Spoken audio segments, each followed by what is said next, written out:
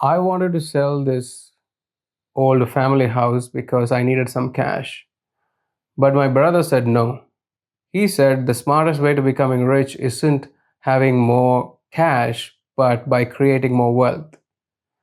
Well, I disagree. I don't think anyone can truly be wealthy in a capitalistic system.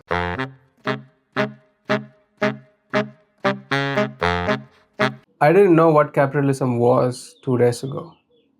I saw some clips back to back, and that's the only thing I now talk about. Well, somehow saying it's all capitalism's fault made me feel less boring. I think I'm getting interesting. If I had known this, I would have started blaming capitalism sooner. For a long time, I didn't know the answer to all my problems. But when I fit capitalism into the equation, everything came together. My father did the same thing with communism. He blamed all his bad choices on communism. Now it's my time to blame. I guess it runs in our blood.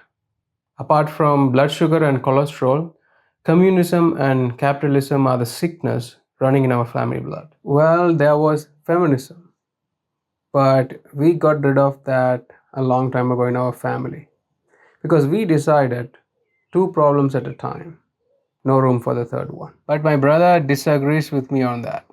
He says we need feminism for an equal voice. So now he's dealing with feminism and capitalism. That makes him a threesome? Anyway, I want cash and I want to sell this old family house. How can I convince my brother and get his signature? My brother isn't an easy guy to convince. He asks a lot of questions, details. He's like a walking terms and conditions page. Maybe that's why nobody wants to spend time with him. Well, some women do, but then he has to pay them later. I wish I had that kind of money. I would also pay for all these women. I mean, I could if I sell the house. So I talked to my brother, and he was unhappy about the idea. I yelled, he yelled. I called him a wussy. He broke my phone. I kissed his wife. He broke my headphones. The shouting match kept going. Still, I don't hate my brother. He's successful and rich. I have no reason to hate him. I think brothers shouldn't hate each other. I think they should hate others together. Anyway, after a few days, my brother and I agreed not to fight and to deal with this problem as adults. That's the great thing about money. That's why I like money. Money takes two people and force them to agree on something. Money is the only thing that can make people act like adults. It's adults only. But I couldn't wait. I needed the money. I went straight to him and gave him an ultimatum. Either he agrees to sell the house and get his share, or I go to court and deal with it legally. My brother didn't panic. He was calm. He told me that all my money problems are temporary and will go away if I focus on important things. Focus on important things. What a clown. I told him money is the important thing. All day I think about how much money I need. All the time. He didn't care. He told me to invest my time in something useful. He said these problems are temporary because everyone perceives time differently. That's why problems feel so different, because time is relative. If time is relative, then my time probably an Indian relative. It keeps judging me and expecting me to fail. Nothing was going my way. Until I found out that my brother and his wife were going on a rough patch in their marriage. Under normal circumstances, it doesn't bother me. I don't even care about my romantic life. Why would I care about others? But in my brother's case, it's different.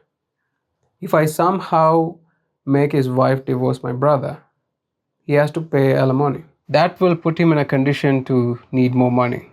If he needs more money, he will agree to sell the house, and I will get my cut. I like it. I like the fact that I'm a problem solver. I can make any couple split and make money. I think I'm the opposite of Cupid. The opposite of Cupid.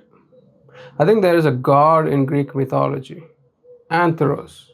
The opposite of Cupid is Anthros. But Anthros doesn't rhyme with Cupid.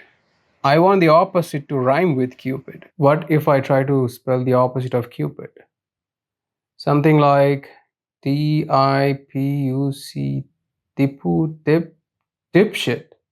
Am I a dipshit? So I talked to my brother's wife and reminded her why she deserves her freedom and should be treated equally. I insisted she should never take any crap from my brother. I encouraged her to stand up for her rights and rip off 50% of my brother's wealth. I was hopeful because I know that unhappy couples always admit when their relationship isn't working. They always put their well being first. They put their mental health first, admit their mistake. They respect each other. They put their kids first. They respect boundaries. But I was wrong. Unhappy couples would rather fake their relationship than admit it's broken. It sounds like a gambling addiction. They didn't get divorced. They went to Bali instead, a vacation to avoid divorce. Apparently, every time they realize they have to get a divorce, they pack swimsuits and go on a vacation. I can't believe it. They destroyed my empire before even it started. No divorce means my brother doesn't need the money and he won't agree to sell the house. What kind of person are you if you can't even destroy your marriage for your brother? The world used to be a different place. Now it's just sick. But I won't stop pursuing my goal. I will put in all the hard work to use my family wealth and become successful. I will show the world what it takes to be a successful self made businessman or entrepreneur or inventor. I can't be an inventor. I didn't invent anything. I mean, the only thing I invented was accidental pregnancies. Will that make me an inventor? Maybe I'm an inventor. Yeah, I can invent. I mean, I have been inventing since I was a teenager. Most of those inventions were wasted on tissues and socks, but as a man, I think I can do better. I will show the world. I will show the world what I can do. I will build an army. More of me, more of me, more of me. That's what this world needs. I'll sell the house and give the money to all the women who can carry my